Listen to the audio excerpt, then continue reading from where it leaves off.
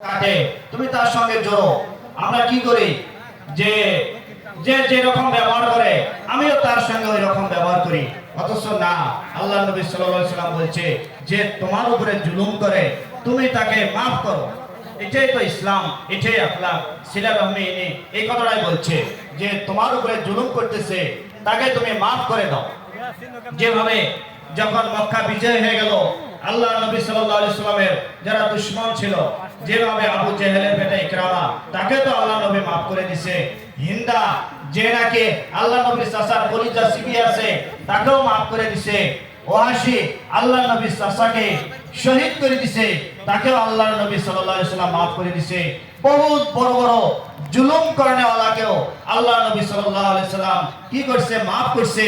প্রতিকে ভাই সকল, এটাই তো হলো আখলাক, হোসনে আখলাক, যে তোমার উপরে জুলুম করে তুমি কি করো? মাফ করো।